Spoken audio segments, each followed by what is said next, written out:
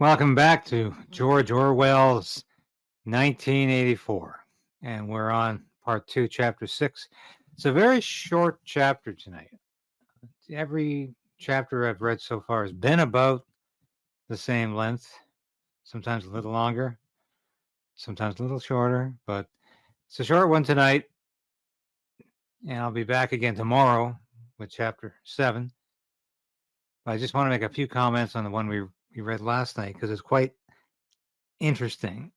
I think mainly because it's one of the most chilling incidents in the book. And it's almost like I say in the text, if you read it, in the text that accompanies these broadcasts on Substack, that it's almost like an episode of The Twilight Zone. And there is an episode of The Twilight Zone where 3 astronauts return to Earth and they weren't supposed to return to Earth. And the powers that be in the universe made each one of them disappear one by one. And of course, as one disappeared, the other remaining couldn't remember that person existing, and neither could anybody else. It was like he never existed. And this is what happens in 1984, at the very beginning of the chapter. Orwell's acquaintance, he really doesn't have any friends amongst his fellow employees. He can't really stand most of them, but they're people he knows anyway. And this individual named Syme, Syme, just disappears one day. He comes to work and he's no longer there. And he goes and he looks at the membership of the chess club.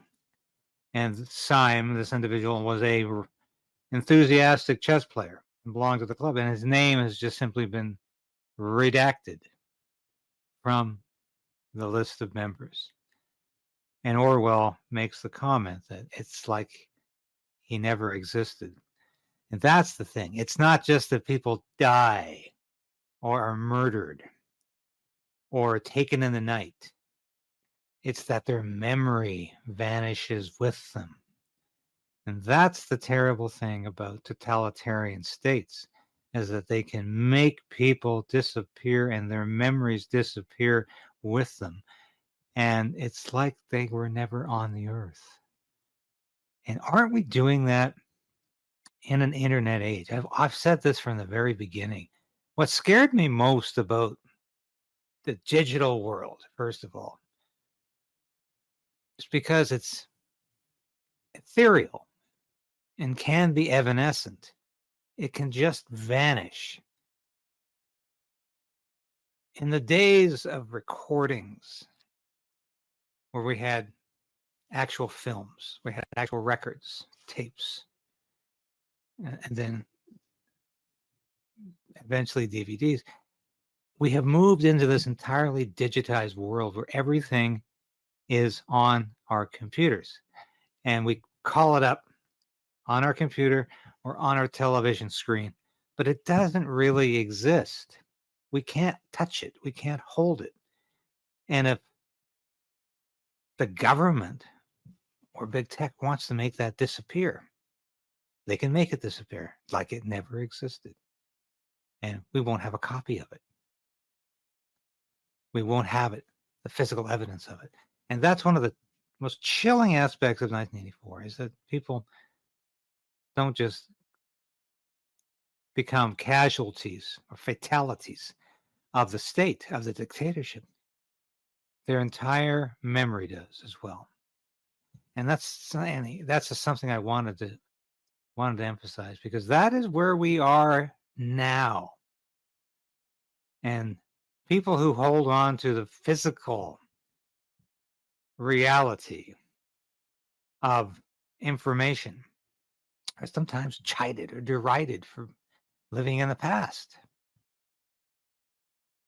But we are living in an age where your entire library, if it's all digital, if it's all on your computer, can disappear overnight. And you'll have nothing left. All of your music can disappear overnight if you don't have a physical copy of it.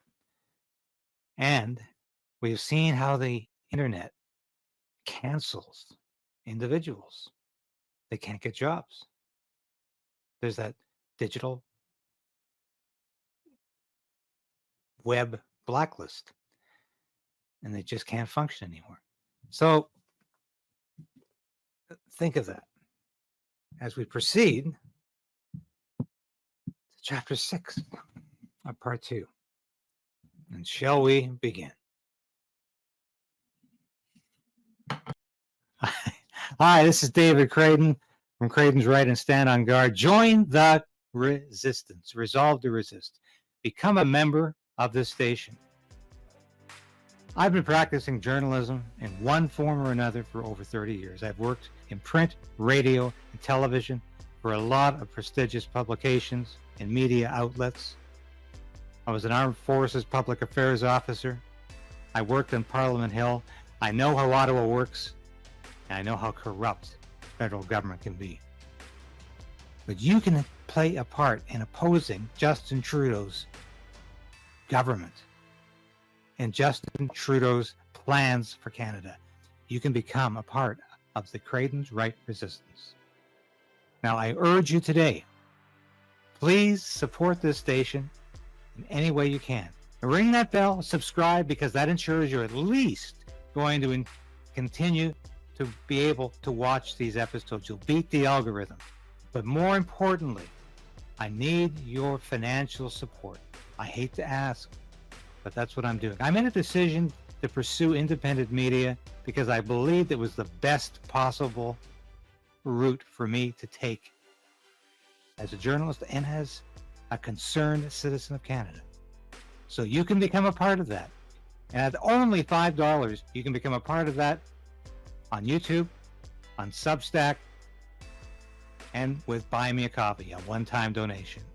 But I need your support. And from the bottom of my heart, I thank you. If you've already done that, if you're already supporting the station, thank you. But if you haven't,